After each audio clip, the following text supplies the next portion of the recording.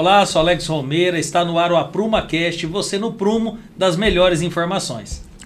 E eu sou o João Arthur Casado e hoje vamos falar sobre um tema extremamente importante, que é o direito na engenharia. Para falar desse tema, temos aqui dois grandes especialistas. O nosso amigo José Antônio, presidente da Advog, né, Associação dos Advogados, e o professor Eduardo Campos. Que também é radialista, né, João? Também é radialista, é notório o conhecimento dos dois. E para começar o assunto, eu ia pedir, por gentileza, que o doutor aqui se apresentasse um pouco para a gente. Bom, meu nome é José Antônio, bom dia a todos. Eu sou advogado, formado em Direito pela Unipar de Paranavaí, pós-graduado em Direito Notarial e Registral, com experiência de trabalho como escrevente notarial no tabelionato de notas. Atualmente sou presidente da Associação dos Advogados do Noroeste do Paraná e também membro da Comissão de Direito Imobiliário, Notarial e Registral da OAB Paraná. Perfeito. Doutor Eduardo? Meu nome é Eduardo Faria de Oliveira Campos, eu sou mestre em Direito Internacional pela Must University da Flórida, nos Estados Unidos.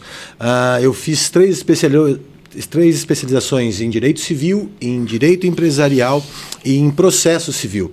O direito é uma coisa muito dinâmica e se a gente parar um minutinho é como a engenharia, amanhã ou depois muda uma regra e você está por fora, se você não se mantém atualizado, já está para trás. E hoje a gente não pode se dar esse luxo. Então, por isso, a oportunidade da gente estar conversando aqui é com gente que sempre se mantém estudando.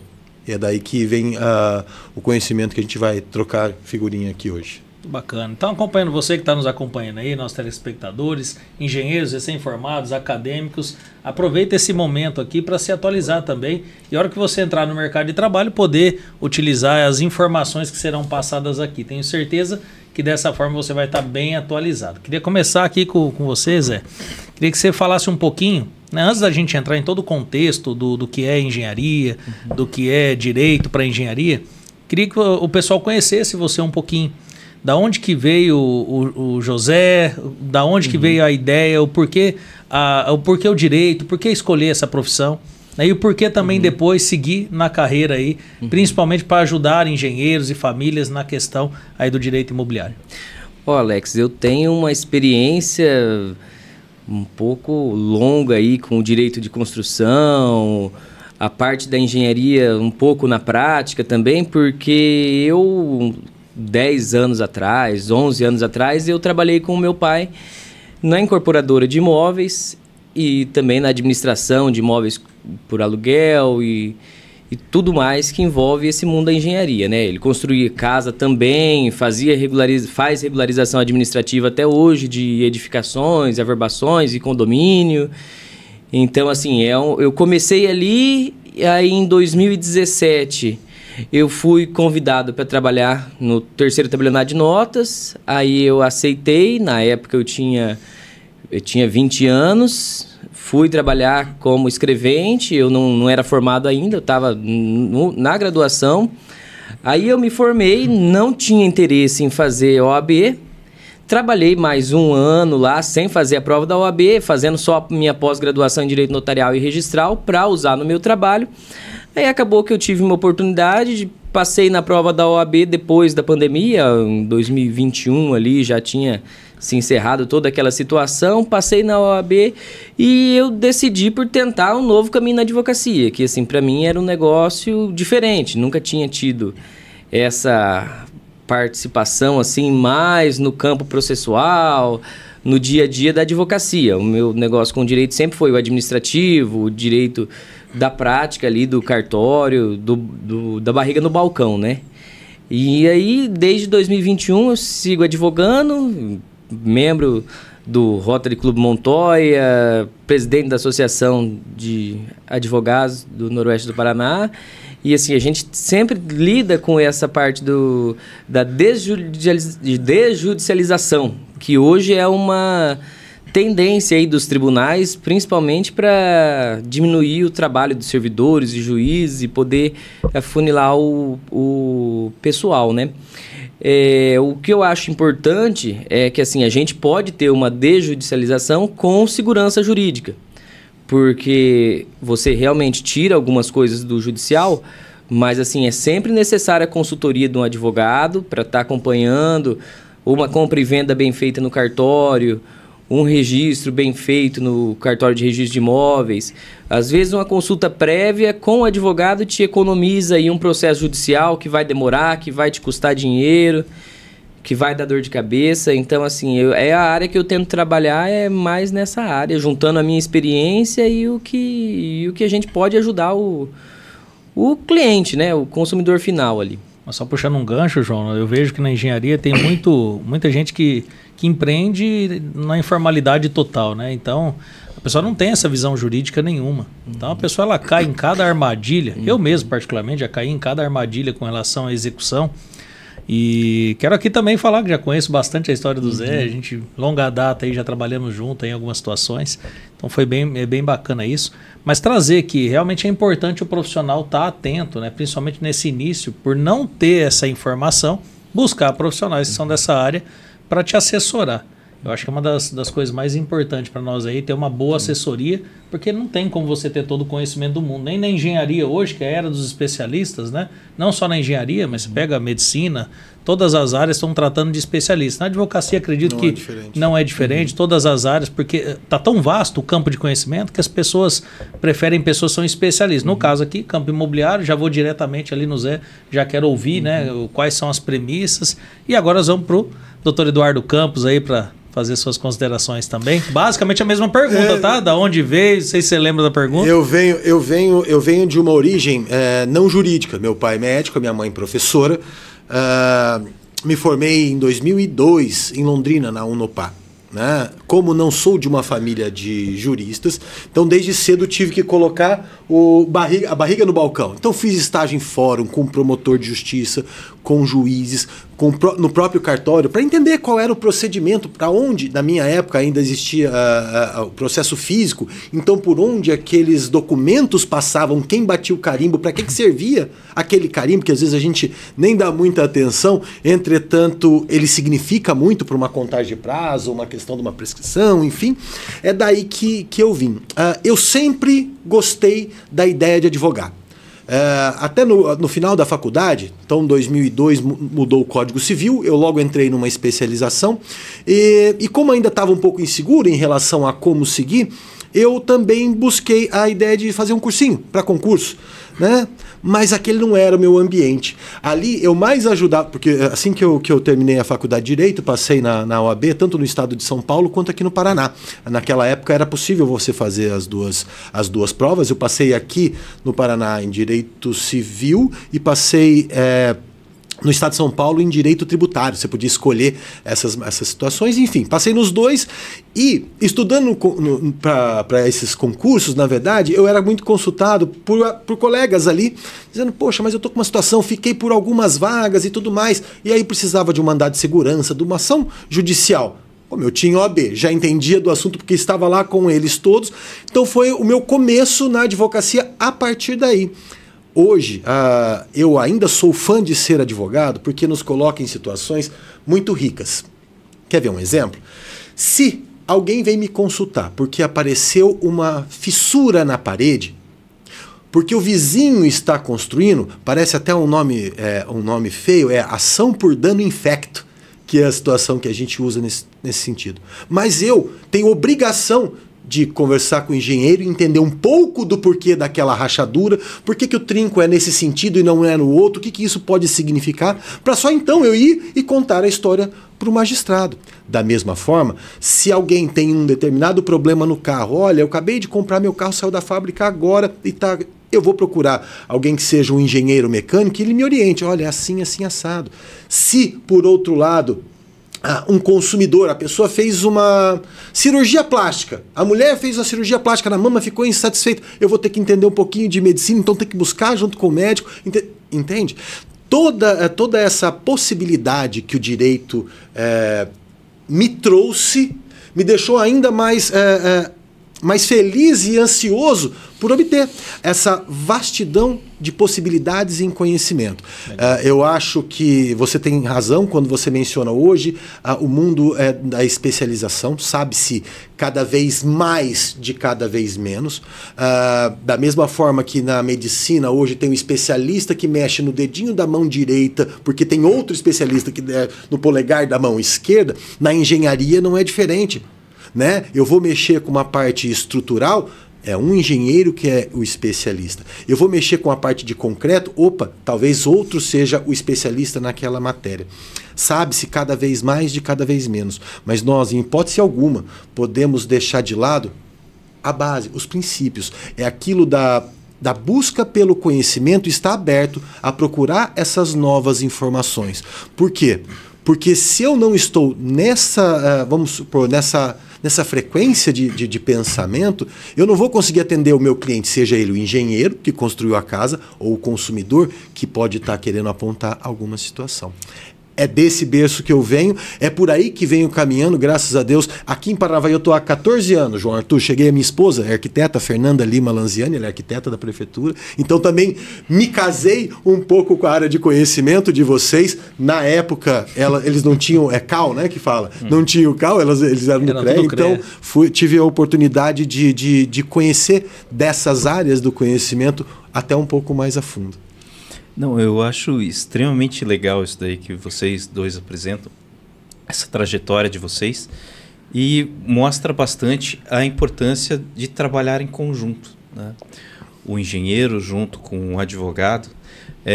Na cadeira de engenharia, por mais que tenha disciplina de direito, ela, vamos falar assim, não consegue cobrir tudo que vem acontecer com o engenheiro, né? Você trabalha com obra, você vai acabar tendo problemas trabalhistas, isso é quase certeza, né?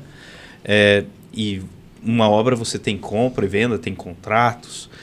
E aqui agora eu vou encher o saco um pouquinho do nosso amigo José Antônio sobre perguntas assim, qual que é a importância do engenheiro se aliar a um advogado para trabalhar processos, para acertar documentações, por exemplo? O uso capião ou regularização de imóveis? Olha, assim, o que eu vejo, primeiro, muitos engenheiros, eles são... É a capacidade técnica, né? A capacidade técnica do engenheiro é a prática, o desenho, tudo mais. Às vezes peca um pouco para ver o administrativo do cartório, porque daí você pega um código de normas do Fórum Extrajudicial, que é uma legislação totalmente específica, se for ver... muitos advogados nunca nem leram o Código de Normas do Tribunal do Paraná, então aí também não tem nem como a gente esperar que uma pessoa que não tem nem conhecimento jurídico completo entenda dessa parte. Então, onde eu acho que é a melhor parceria aí, um engenheiro que pegue e faça os projetos, faça os desenhos, os memoriais, os croquis, e aí um advogado para acompanhar o requerimento, para acompanhar o processo no registro de imóveis, no caso de uma instituição de condomínio, todo o processo de regularização do condomínio, se vai ter uma composição de divisão entre unidades, entre os condôminos, se vai ser as unidades do condomínio aos todos os proprietários, no eventual uso capião, aí o advogado tem que trabalhar junto com o engenheiro, porque o advogado tem que contratar um engenheiro para fazer o croquis, o memorial do uso capião, para daí poder ou entrar com ação ou pedir um uso capião extrajudicial.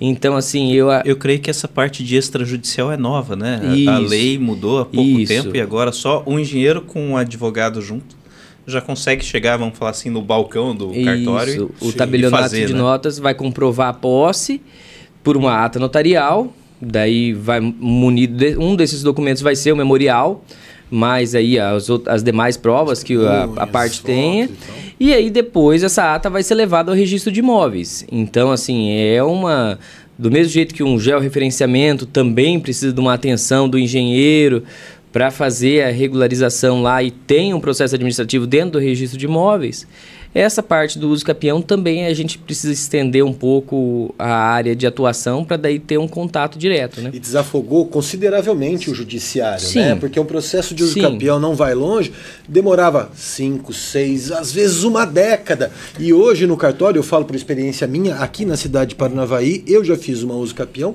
em 5 meses. 5 meses é um tempo incrível. Lógico, estava bem documentado, fizemos Sim. uma boa ata, bastante elementos, mas você fugir do judiciário para conseguir resolver os seus problemas é uma vantagem inenarrável. O engenheiro, ele faz conta. Tempo, dinheiro, oportunidade. O advogado não é diferente. E aí eu vou gastar 2, 3, 4 anos num litígio, vai para o juiz, vai para o promotor, vai para o município, etc. Se isso pode ser feito extrajudicialmente, com um advogado bem habilitado, que conhece o código de normas, por Sim. exemplo, é uma vantagem muito grande para o engenheiro, para o advogado, mas sobretudo Para a família, né? para aquela pessoa que está ali. E isso não tem preço. Isso não tem preço. Então tá certo. Doutor Eduardo, então seguindo nessa linha, explica pra gente um pouquinho mais sobre a importância de um bom contrato, um contrato entre as partes bem feito. Nós falamos, João Arthur, um pouquinho mais cedo, né, para buscar uma frase de efeito para um corte, né? Então nós usamos assim, olha, um contrato bem feito é o EPI jurídico do engenheiro. Um contrato, a questão da responsabilidade civil, ela não é uma questão de medo ou ameaça, é questão de segurança. Como o doutor mencionou aqui, independente do contrato, há chances de brigar. Sim, mas se as regras são claras, bem escritas, e todos que estão participando desse contrato as compreendem bem, a chance de criar-se litígio a partir daí é bem menor. E isso, de novo, é uma vantagem. Nossa, mas esse advogado que tem que alimentar seus filhos através de processo e correria, está falando tanto para tentar fugir desse tipo de situação, é porque hoje eu vejo que na prática, pela minha experiência, quanto mais fácil for a solução do problema, mais barato é a situação. Você me perguntou, João Arthur, a respeito da importância do contrato. Formalização. O sujeito vai lá e compra um apartamento na planta de R$1 milhão e esquece de levar aquele contrato para o advogado, pagar uma consulta, sei lá, de R$1.000.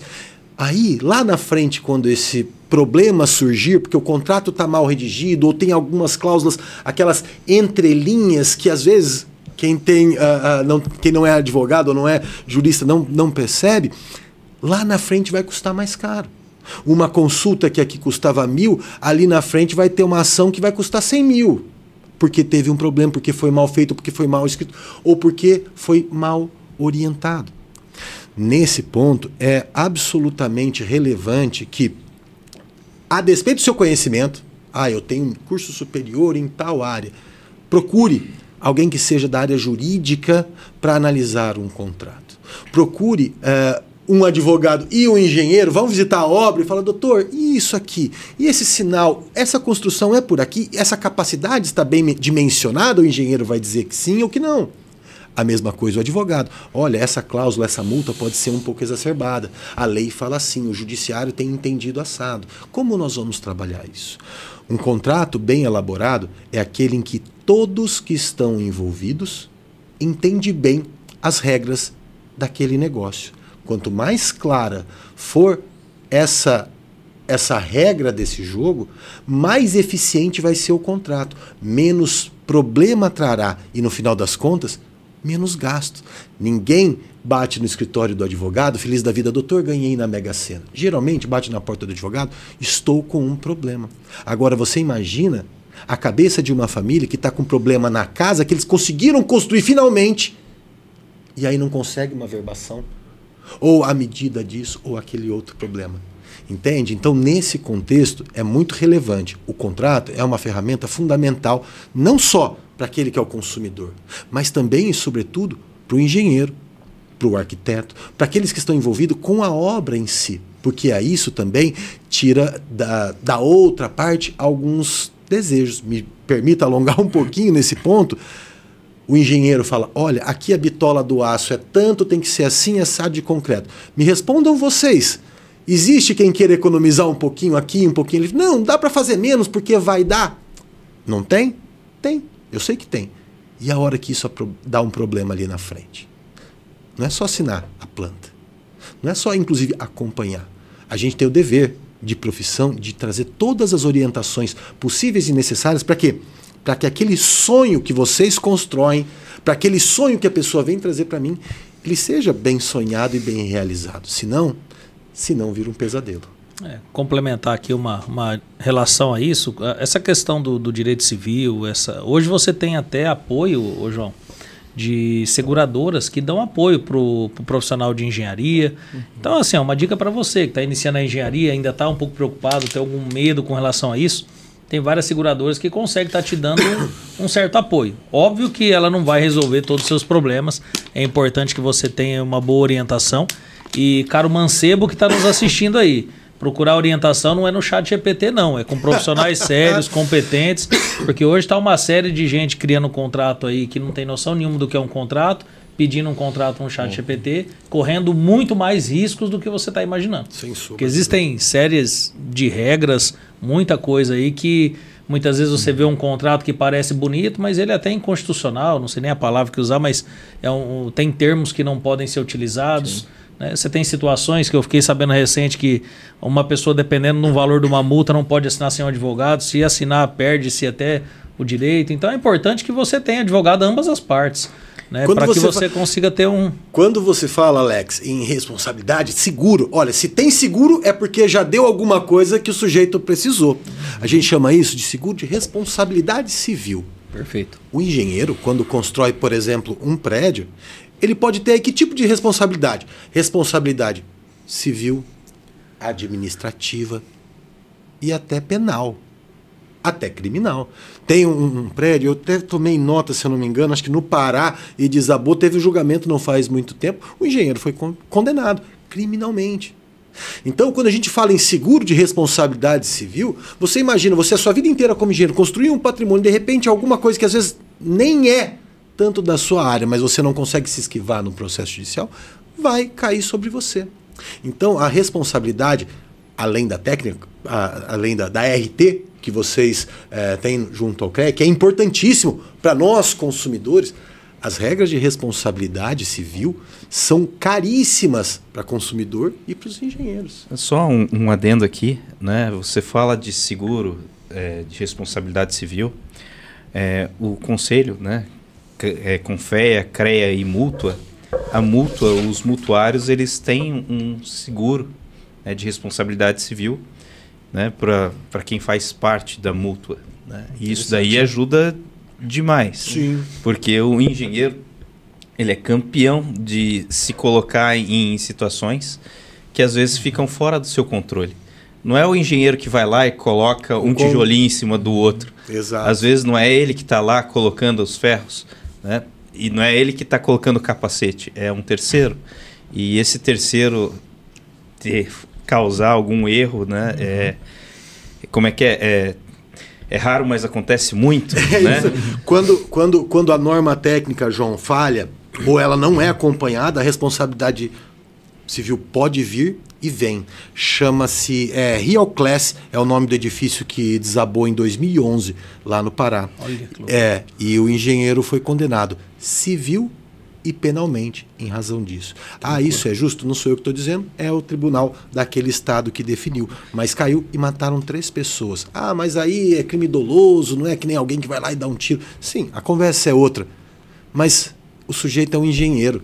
Colocou o conhecimento dele para construir e de repente responde um processo criminal. E eu acho interessante também ressalvar que essa responsabilidade, em alguns termos, se estende ao construtor também. Sim, sem dúvida. Então, assim, o proprietário da obra, o engenheiro são responsáveis. Aí a gente vai discutir tempo de prescrição, se é da data da BIT, se vai ser de quando entregou as chaves da obra, que pode variar. Se foram feitas manutenções também, né? Exatamente, se são hoje vícios é igual um carro, construtivos, ou se são vícios de uso e tudo isso. Mas essa responsabilidade se estende a várias pessoas na cadeia produtiva do imóvel aí. Que... Agora, com a norma de desempenho também, a responsabilidade do engenheiro passa por vários pontos. Sim. Inclusive, algumas questões da construção, ela tem, vamos falar assim, manutenções, né, que tem que ser feitas, senão perde-se a garantia,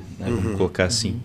Mas eu vou mudar um pouquinho de assunto e perguntar aqui para o doutor José Antônio, qual que é a real necessidade, assim, quais os problemas podem acontecer se eu não tiver as documentações de um imóvel em dia, né? Que transtorno isso pode trazer para o engenheiro ou para quem vai comprar um imóvel ou, sei lá, questão de inventário? Fala para a gente um pouquinho dessa parte, da regularização. Até para complementar, João, para ele poder encerrar essa pergunta, com relação até mesmo à valorização dos imóveis, né? Porque uma questão de se avaliar um imóvel regularizado, documentado, impacta talvez até na valorização. Sim. E segurança para as famílias, né, Zé? Sim, com certeza, gente.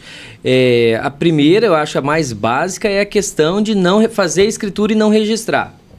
Muitas vezes a pessoa faz escritura, até paga o imposto de transmissão e não leva ao registro a escritura. Aí o imóvel fica no nome do ex-proprietário, que já vendeu, às vezes já até faleceu, e vem uma penhora judicial de um processo do proprietário anterior. Aí tem mais um problema, o comprador tem que resolver, tem que provar judicialmente que ele comprou aquele imóvel, que ele adquiriu antes dessa penhora, e isso porque o cara na época não registrou. Lógico, a gente sabe que esse processo é custoso. Às vezes aí chega em 5% do valor do imóvel, né? A hora que a gente somar escritura, registro, imposto do Tribunal de Justiça, ITBI, que aqui no município dá 2%, acaba que são valores elevados, né? A gente sabe disso. Do negócio. Mas é uma providência que a gente tem que tomar, né? E também sobre a questão das certidões, que às vezes a pessoa não pede, na hora de fazer uma compra e venda, a pessoa fala assim, não vou tirar as certidões, não vou passar batido aí, vou fazer o contrato sem levantar as certidões. Em algumas certidões, a certidão mostra se a pessoa tem débitos fiscais na Receita Estadual, na Receita Federal, se tem débitos de IPTU no imóvel, se tem débitos condominiais, se a pessoa tem ação, se o vendedor tem ação trabalhista contra ele, se tem ação no fórum estadual, e assim, tudo isso pode recair sobre imóvel. Se não recaiu, pode recair, porque lógico que depois da alteração da lei de 2015 a gente tem o princípio da unicidade da matrícula. Então, para ser público, ele obrigatoriamente tem que estar na matrícula. Mas assim, também judicialmente a pessoa pode conseguir uma anulação de uma escritura feita se a execução já foi protocolada antes da escritura. E a pessoa não tem conhecimento, mas ela tinha obrigação de ter ido atrás do conhecimento. Então, assim, são todas essas questões. E um negócio também que eu acho que vocês como engenheiros vão ter mais noção disso ainda, que acho que 90% dos imóveis de Paranavaí, a não ser que a pessoa construa para vender, a pessoa não faz. É a verbação da edificação e a regularização da construção. Só faz muitas vezes quando é obrigado, né? Quando recebe uma cartinha, quando recebe... Só faz quando é obrigado, exatamente. Porque assim, a gente sabe também dos custos nisso. O engenheiro vai fazer o projeto para daí registrar o arquitetônico. Vai ter que recolher INSS da obra, que também a gente sabe que não é um valor baixo. E aí vai ter que pagar mais os custos do registro. Só que assim... As pessoas não veem que essa verbação, muitas vezes, valoriza o imóvel, como o Alex disse, porque, querendo ou não, eu vou comprar uma casa lá.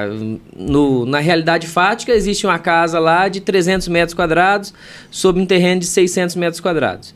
Eu vou adquirir essa casa para fazer a verbação. a pessoa já não vai pagar o valor integral. Você tem um fator de desconhecimento, né? Dá um medo. Será que aprova? Será que regulariza? Exatamente. Né? Já teve casa... Eu comprei uma casa que a pessoa não tinha averbado a construção. E daí eu descontei todo o valor dessas custas, eu descontei do pagamento, porque daí eu teria que regularizar. E assim, é um negócio que, se você não regularizar hoje, com esses sistemas eletrônicos, a Receita Federal está notificando para você fazer o pagamento de averbações e recolhimento de INSS. Então, assim, é um negócio que está afunilando cada vez para ficar mais complicado de escapar, né?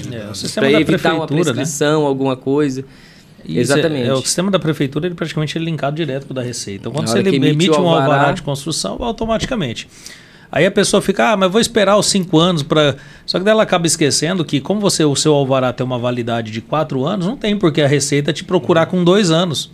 Que aí você vai alegar que a obra está em construção, está no período, então é uma perda de tempo e retrabalho. Então, por isso que eles deixam para os 45 do segundo tempo, a hora que o cara está ali, naquela ânsia, já vai dar certo, recebe a cartinha e tem que regularizar. E aí, pasmem, muitas vezes você vai pagar o dobro ou até o triplo do valor que você teria pago na época, porque são valores corrigidos, são tabelas que mudam mensalmente, e a pessoa acha que fez um excelente negócio, muitas das vezes se pegou despreparado, mais despreparado ainda. Então é uma coisa que é bom ficar bem claro, que a regularização imediata é a melhor escolha, porque a gente não sabe o dia de amanhã. E hoje nós temos ferramentas e profissionais que conseguem reduzir até 90% do INSS dentro da legislação, de forma legal, de acordo com as características do imóvel. Então, muitas vezes você tem um imóvel que nem é esse absurdo todo para fazer a regularização e às vezes deixa para frente e acaba perdendo essa oportunidade. E numa emergência acaba pagando bem mais caro, né? Fora a questão de financiamento, né? Sim. Quando você precisa dar o bem em garantia, quando você precisa financiar o bem, ele tem que estar regularizado. Ele 100% regularizado. Vamos falar assim, sem papel, né? Que é o termo, vamos falar, mais popular. O imóvel, ele fica capenga, né? Ele não pode ser utilizado em... João Arthur, tem na faculdade algumas frases, né, que a gente aprende, tem os brocados jurídicos, mas tem uma que é muito conhecida da nossa cátedra, que é o seguinte: quem não registra não é dono. Ponto. Isso é um brocário que assim, é fácil de se compreender. O nosso desconhecimento ou a nossa postura, esse jeitinho, vou economizar aqui e ali, custa muito caro. O doutor comprou uma casa, R$1 milhão. Ele viu que estava faltando um monte de trabalho que ele teria. Entende, conhece, sabe cada meandro. Vai chegar para o vendedor e falar assim: olha, amigo, eu vou gastar aqui 100 para fazer isso aqui, então eu quero descontar. Ele vai fazer por 15, porque ele manja. Mas a dona Maria não sabe. E aí, como fica? Esse tipo de situação é o que eu falei ali atrás no nosso começo desse bate-papo. É a respeito que o desconhecimento custa caro. E por isso, bater na porta de um profissional que conhece do assunto traz um alívio incrível. Hoje, se você não sabe, vai pagar os seus INSS... R$100 mil de INSS. De repente você procura um profissional que, olha, mas aqui tem esse detalhe, esse outro. Caiu para 30. Olha que vantagem.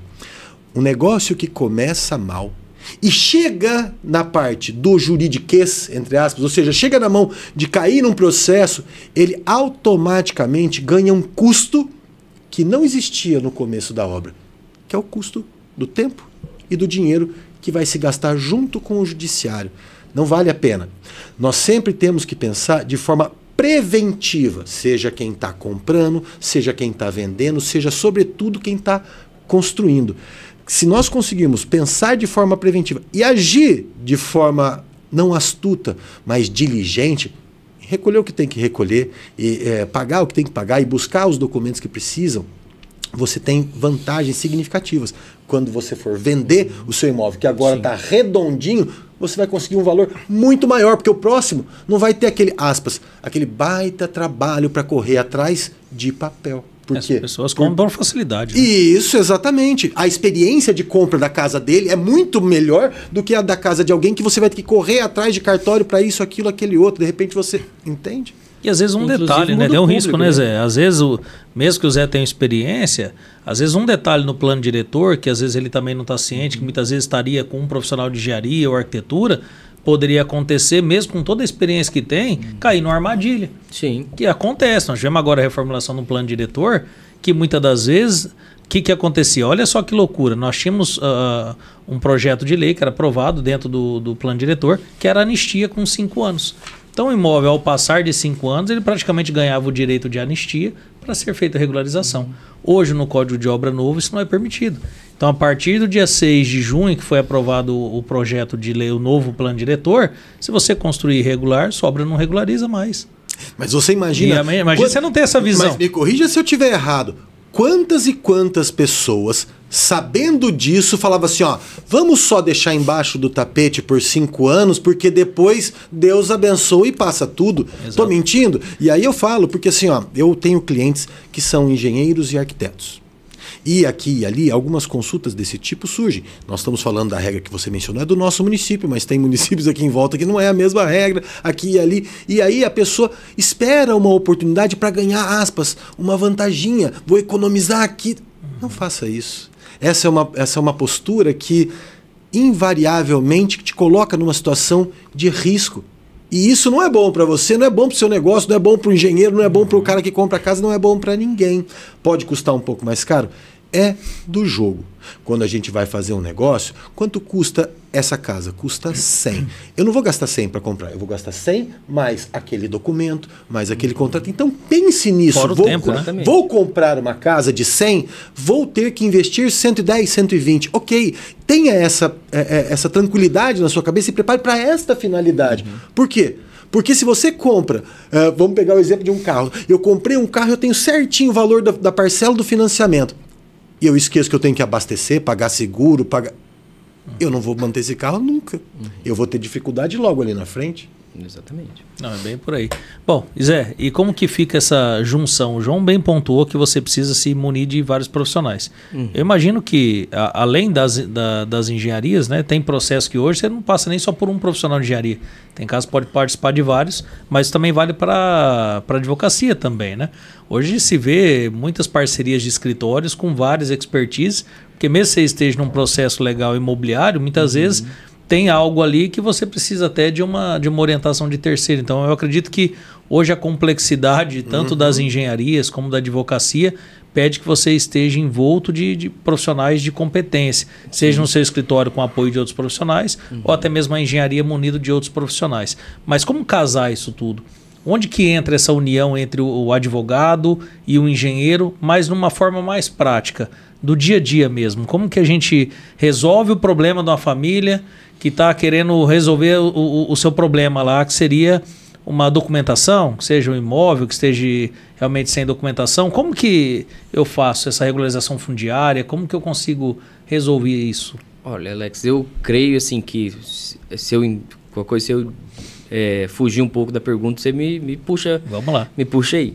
Mas assim, o primeiro passo vai começar com o engenheiro fazendo o projeto arquitetônico, vendo se é possível fazer um projeto de levantamento, ver se é possível, se vai ter que fazer um projeto novo e regularizar a obra.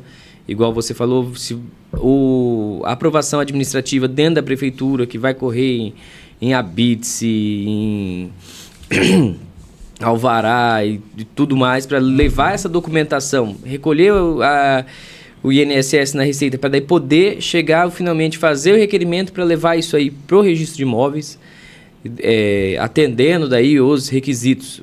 Provavelmente os requisitos municipais já vão estar sanados nessa primeira fase, mas aí depois você leva isso aí para o registro de imóveis para atender os requisitos do registro e da publicidade a essa obra e regularizar esse problema, né? Existe também assim, uma questão que daí agora não é nem da engenharia civil, a gente está falando de engenharia civil, mas também existe a questão da engenharia mecânica. Legal. Às vezes a pessoa comprou um carro um carro zero, o carro está apresentando defeitos, o cara vai precisar a hora que, mesmo que ele leve esse processo para um advogado, o advogado provavelmente vai falar assim, olha, agora a gente tem que ir no engenheiro mecânico, para o engenheiro mecânico averiguar isso aí antes de entrar com a ação. Porque muitas vezes aí a gente já providencia o próprio laudo junto com a petição inicial e já apresenta o defeito na própria petição inicial, né? E isso adianta a vida do cliente e resolve um problema também com a parceria. Eu já tive casos onde foi necessário um engenheiro elétrico também para dar um laudo sobre o fato que aconteceu ali. Então, eu acho que várias áreas da engenharia são unidas ao direito. A gente está especificando aqui engenharia civil, mas também a gente consegue, olhando de uma forma mais ampla, a gente consegue trazer esses outros profissionais da engenharia também para o ramo do direito. Do mesmo jeito que, às vezes, num processo judicial, o juízo pode chegar lá e pedir a um assistente técnico, que ele vai pegar da lista de assistentes técnicos habilitados no Tribunal de Justiça, ele pode pegar um profissional de engenharia ou um corretor de imóveis ou alguém que ele acha que entenda do problema que ele está passando e solicitar o comparecimento dentro do processo, né? Então, essas áreas estão todas interligadas, não só na advocacia, mas assim, dentro do processo no geral, né? Legal. Se me permite, essa questão de assistente técnico, normalmente são 3 engenheiros no processo, né? Um que defende o réu, o outro que defende a parte que autora e o terceiro que é o do juiz. E é engraçado que, assim, na engenharia, normalmente 1 mais 1 tem que dar 2, né? Sim. E eu já vi 1 mais 1 dar 3, 4, 5... só que é uma questão importante, porque a segunda causa que mais faz os engenheiros perderem o seu registro profissional é essa questão de laudos. Então, se você for um engenheiro e começar a pegar laudos e não ser ético nos laudos que você faz, você cai na comissão de ética, porque o próprio juiz te manda para o Conselho de Ética do CREA, e lá você perde teu direito de exercer a função de engenheiro, né? Vamos falar assim, ele só perde para a questão de forjar acervo técnico, que também é um crime razoável, que a pessoa perde o direito de exercer a função de engenheiro, né? Mas eu já vi como assistente técnico ou nomeado pelo juiz, laudos com... O pessoal usa ChatGPT, né? Para não usar advogado, e com leis que não existem, com coisas assim absurdas, né? E aqui eu falo que ter um escritório de engenharia em parceria com um escritório de advocacia ajuda muito, né?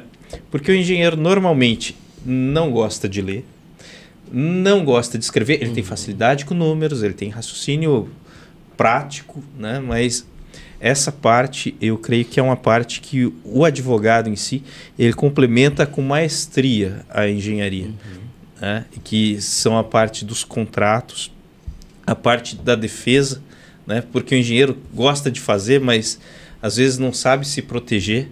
E, gente, a gente lida com contrato de prestação de serviço, contrato de compra de material, contrato de compra e venda de imóveis. Para um desses dar um problema, é daqui para ali. Então, assim, essa parceria engenheiro-advogado é uma parceria que funciona muito bem.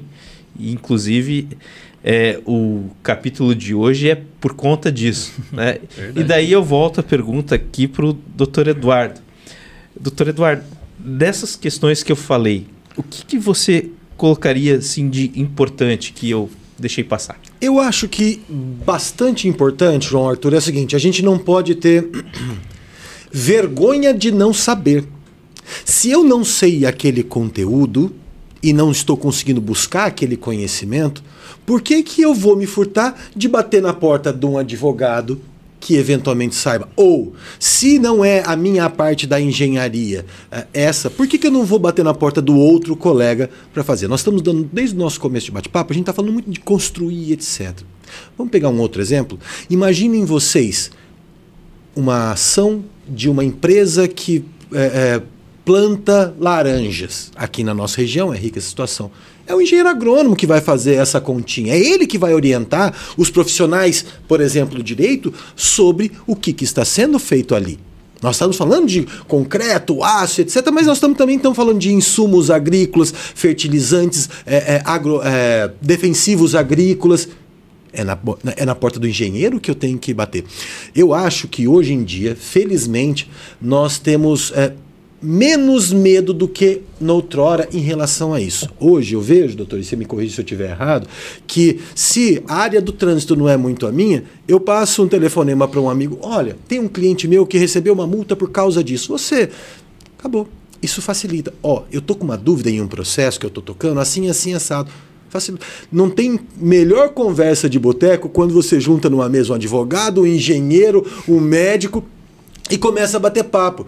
Todos geralmente são bons bebedores de cerveja, mas, sobretudo, a qualidade da informação que corre por ali é muito útil para o conhecimento de todos. Eu falei médico e engenheiro, não é por um acaso. A questão da responsabilidade civil, nós falamos a respeito disso um pouquinho antes dos seguros, isso existe por uma razão. Um engenheiro que comete um deslize, ou porque usou um GPT da vida, ou porque teve preguiça de buscar o conhecimento, ele pode causar um dano de valor pequeno, mas pode ser um dano de valor muito significativo. Não é um luxo esse tipo de situação.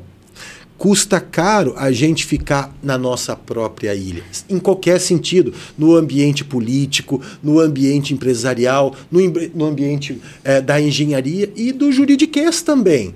Nós não podemos ficar numa ilha, por quê? Porque o conhecimento ele é muito dinâmico. Se nós não tivermos a capacidade de conhecer aquele conteúdo, é mais do que necessário que a gente bata na porta de quem conhece. Se tenho uma dúvida num processo, eu vou ligar ali no CREA e falar, olha, quem é o engenheiro que manja desse assunto?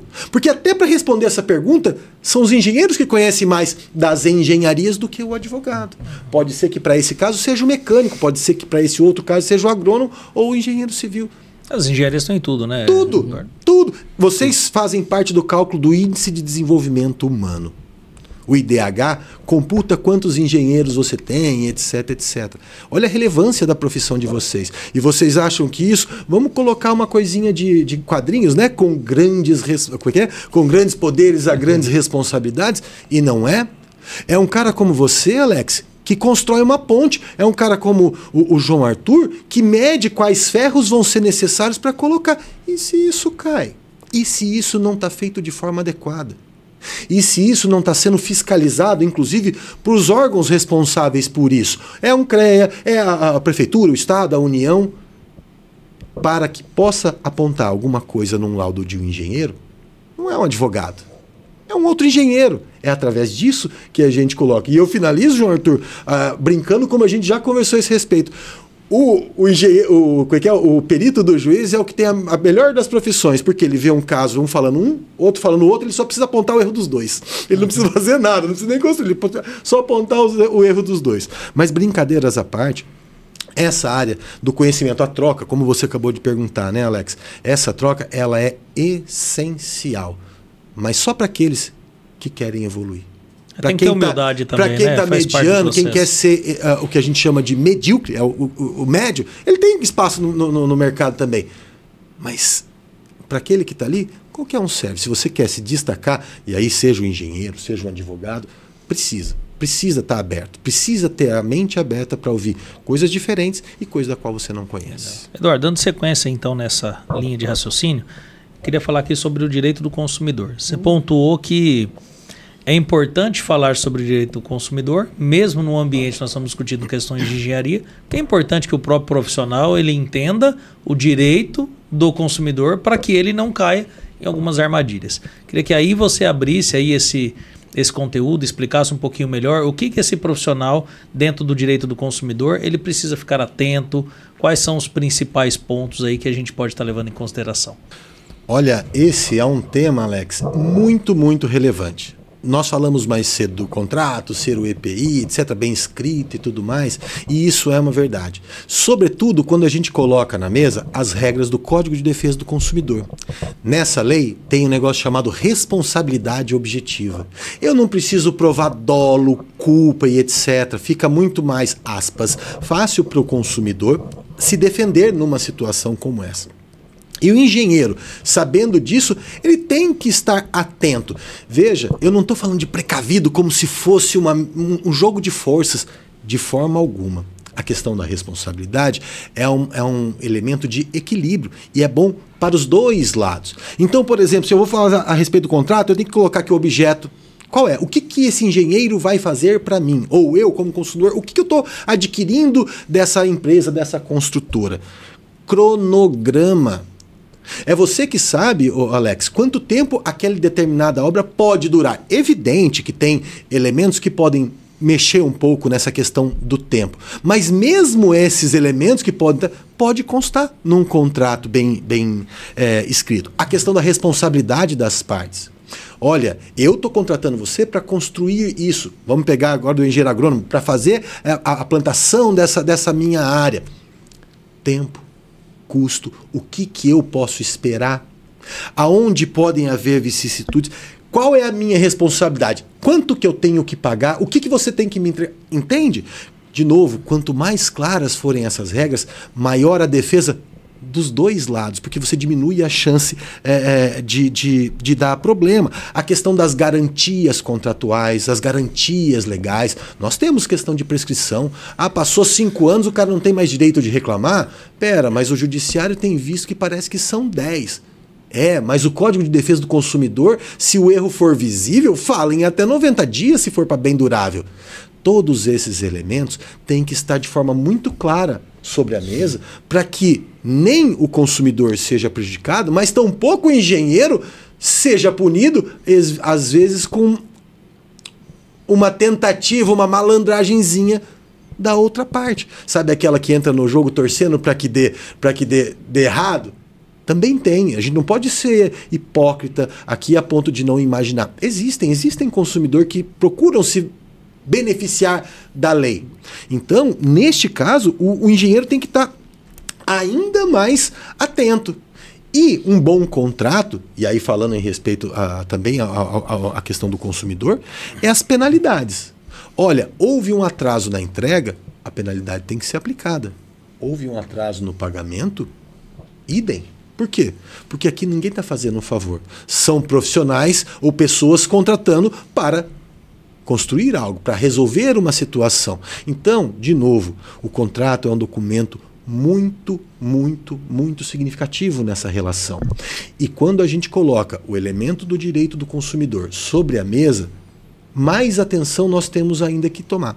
Justamente em razão da facilitação em favor do consumidor, o que eu concordo, e é assim que tem que ser mesmo, mas sobretudo para aquele engenheiro que, astuto, não quer ser passado para trás amanhã ou depois, tem que ter o seu contrato muito bem elaborado para evitar também esse tipo de má-fé ou jeitinho. Mas é difícil escapar, né? Hoje realmente você minimiza, né? Hoje essa questão. Sim. Hoje.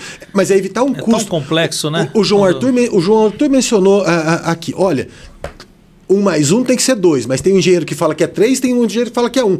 Poxa, como assim? Se é assim na engenharia, imagine nas áreas que são mais subjetivas para muitos elementos, que é do direito. Uma boa argumentação, eu falo que isso é uma coisa. O doutor, com a mesma boa argumentação, fala que é outra. E nós estamos falando do mesmo item. E isso está tudo bem com relação ao fato. Né? Na vida real é assim. Né? Na vida real é assim. E o interessante sobre isso aí também é que acaba que muda até o ponto de partida da ideia, muda o final, muda tudo. Tudo. Então, assim, acaba que hoje em dia, beleza, faz um contrato bem feito, mas você tem que saber até se a pessoa vai ter dinheiro se você for executar esse contrato. Porque daí chega lá, você tem... Beleza, o contrato, a pessoa fez ou não entregou uma obra, não entregou, aí você, beleza, eu quero que ela me entregue. Ganha, mas não leva. Mas a pessoa não tem dinheiro para terminar essa obra, a pessoa não tem dinheiro para te pagar a multa contratual, você vai ficar com aquele processo ali rodando anos e anos e não vai acabar só vai colocar num quadro na parede sem a sentença, o resultado prático do direito. Terno bom, não então tem tudo isso, não é só o contrato, também tem todo o acompanhamento ali para a pessoa ter um respaldo um pouco prático, né? Porque às vezes acaba, beleza, ganhei, mas e aí? O que eu faço com isso agora? Essa é uma discussão, se vocês me permitem. Você vê muita gente reclamando, por exemplo, da profissão do pedreiro. Porque o pedreiro recebeu mais antes de concluir a obra e abandonou. Não tem essa discussão? Todo mundo sabe desse mantra. Quantas são as pessoas que vão construir, contratam um pedreiro que faz um documento, que faz as regras? São poucos. Então a gente não pode deixar, sobretudo esses que estão nos ouvindo, João Arthur, o pessoal, os engenheiros, o CREA e tudo mais, tem que proteger, mas deixando claro as regras. Não deem oportunidade para que a coisa dê errado. Por quê? Porque se tem chance de dar errado, vai dar errado. Proteja-se. Procure fazer do jeito melhor possível, que se você fizer tudo redondinho, há chances de dar errado. Mas se você não fizer tudo redondinho, as chances aumentam exponencialmente. E aí é prejuízo. É prevenção, né? Sem dúvida. A palavra é prevenção. A palavra é prevenção. Concordo com o doutor. A palavra é prevenção. Olha, levando por essa ideia de prevenção aqui, já dado um pouquinho nosso adiantado da hora, eu vou pedir a gentileza que os doutores façam suas considerações, né?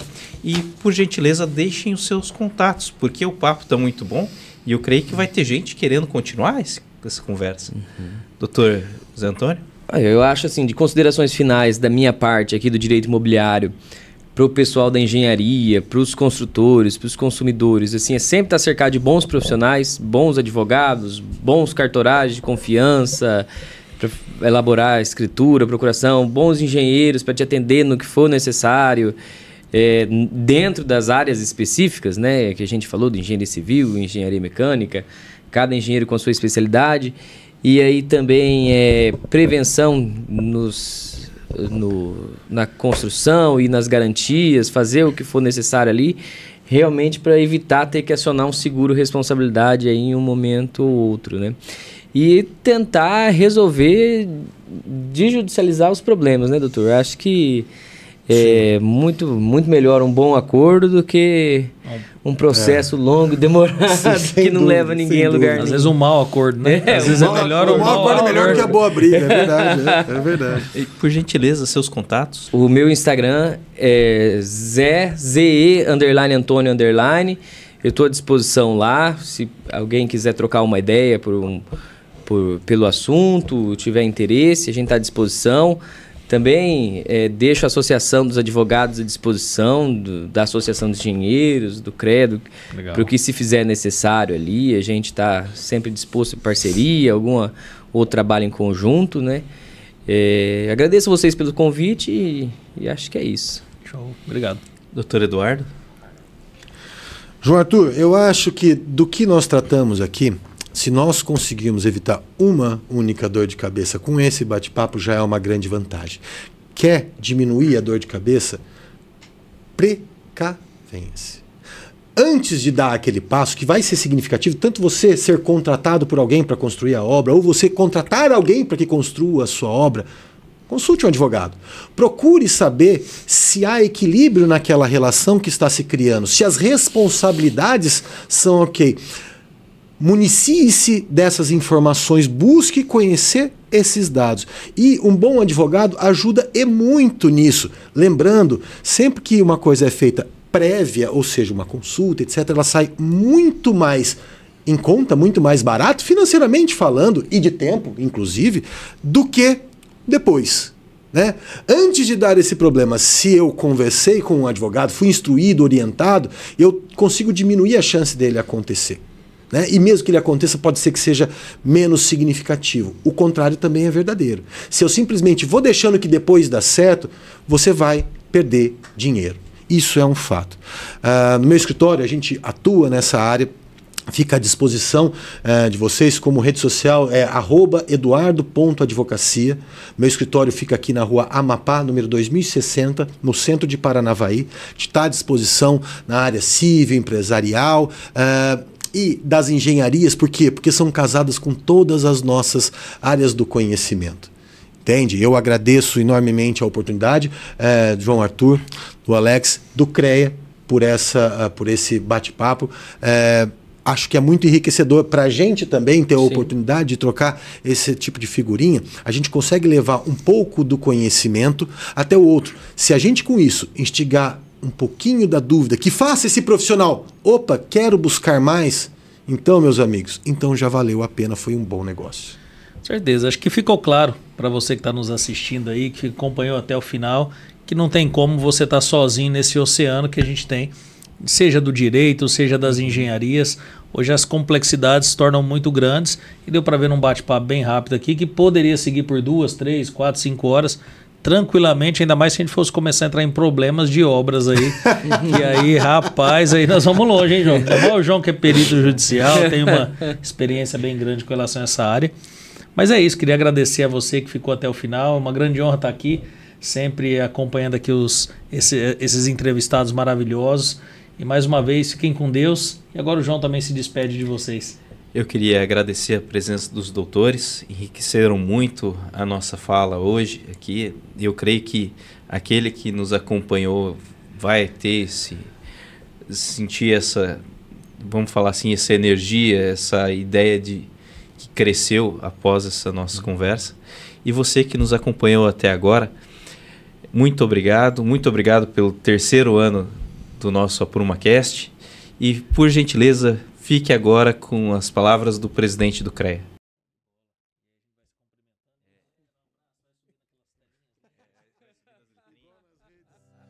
Olá, pessoal. É com grande satisfação que dou as boas-vindas a todos os participantes deste evento. Esse é mais um encontro técnico realizado com apoio e investimento do nosso Conselho Regional de Engenharia e Agronomia do Paraná. O CREA Paraná é o único CREA do país que possui 3 linhas de investimento para o aperfeiçoamento técnico, cultural e científico de profissionais das engenharias, agronomia e geociências e a todos os acadêmicos que compõem o programa CREA Júnior. Os editais de chamamento público, editais de patrocínio e política de estande são iniciativas que resultam de mais de 300 atividades técnicas anualmente. São mais de 20 mil participantes impactados a cada ano. E nesse ano, estamos destinando 5 milhões de reais para essas iniciativas apoiadas pelo Conselho.